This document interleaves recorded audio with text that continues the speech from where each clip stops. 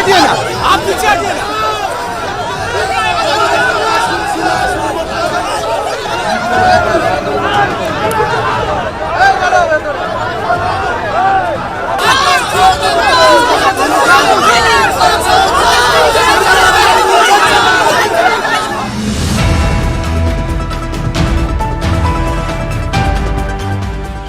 Ration দুর্নীতি তদন্তে সন্দেশখালীতে কেন আক্রান্ত ইডি, নেপথ্যে কে?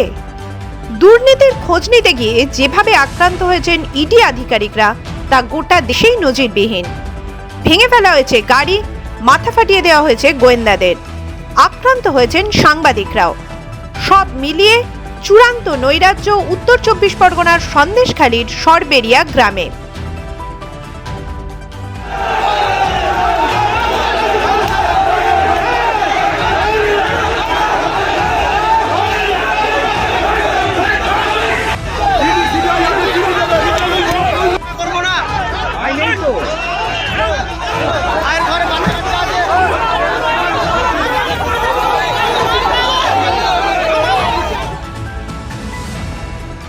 কিন্তু কেন এই অবস্থা?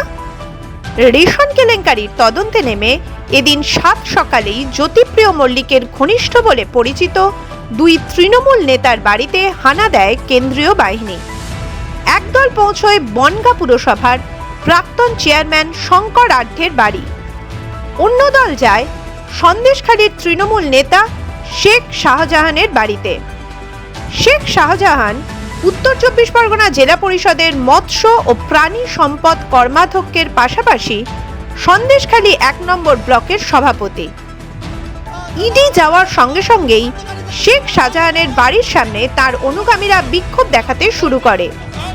আগাম না জানিয়ে কেন এই হানা, এই প্রশ্ন তুলে মারমুখী হয়ে ওঠে তৃণমূল নেতার অনুগামীরা। তাড়া করে এলাকা ছাড়া করা হয় ইডি আধিকারিকদের, ভাঙচুর করা হয় তাদের গাড়ি, মাথা ফাটে 2 ইডি আধিকারিকের। পরে আমরা যখন হেঁটে আসছি, আমরা মোট কজন ছিলেন? আমরা টিমে 8 জন ছিলাম। 8 জন আছে, বাসে আসছে। আর বাকি কারা ওরকম ওখানে আছে না বেরিয়ে এসছে?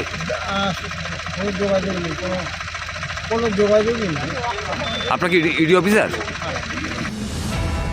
রাজ্যে দুর্নীতির তদন্তে নেমে এভাবে আক্রমণের ঘটনা আগে দেখেনি ইডি। ইডি আধিকারিকদের শুধু এলাকা থেকে তাড়িয়েই ক্ষান্ত থাকেনি তৃণমূলের গুন্ডা বাহিনী, তারা হামলা চালায় সাংবাদিকদের ওপরেও। চলে নির্বিচারে ভাঙচুর।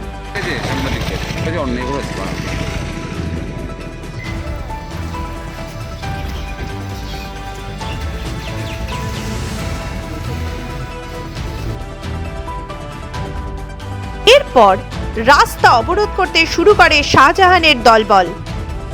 টায়ার জ্বালিয়ে আগুন ধরিয়ে দেওয়া হয়। পুরো ঘটনার তীব্র নিন্দা করে কেন্দ্রীয় হস্তক্ষেপ দাবি করেছেন বিরোধী দলনেতা শুভেন্দু অধিকারী। এক্স হ্যান্ডেলে তিনি লিখেছেন, ভয়ঙ্কর ঘটনা, বাংলায় আইন শৃঙ্খলা পুরোপুরি ভেঙে পড়েছে। পুরো ঘটনার পিছনে রোহিঙ্গাদের হাত আছে বলে তিনি সন্দেহ পোষণ করেছেন।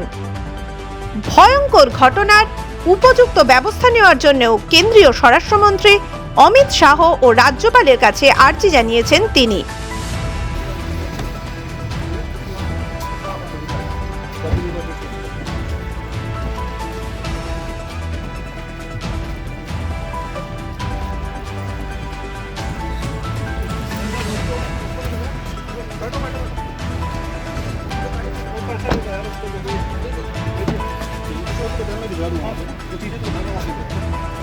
কিন্তু এভাবে কেন হামলা চলল ইডি আধিকারিকদের ওপর?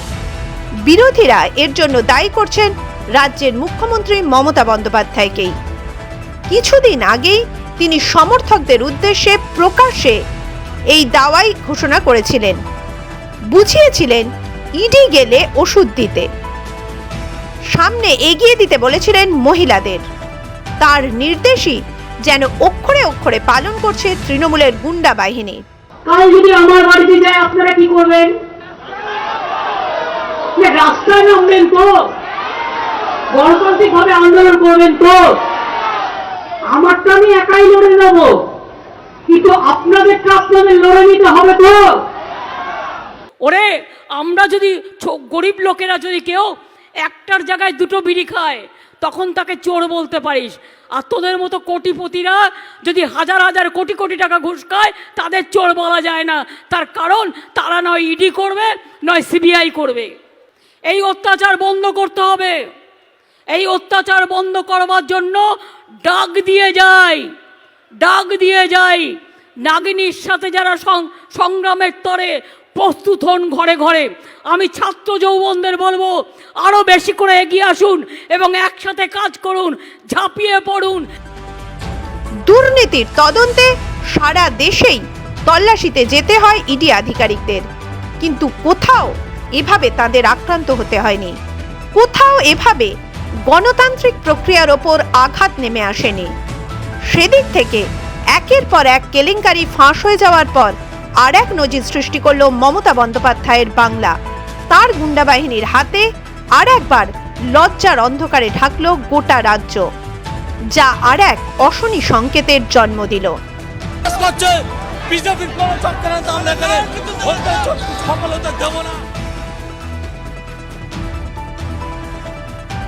মাধ্যম ব্যুরো রিপোর্ট।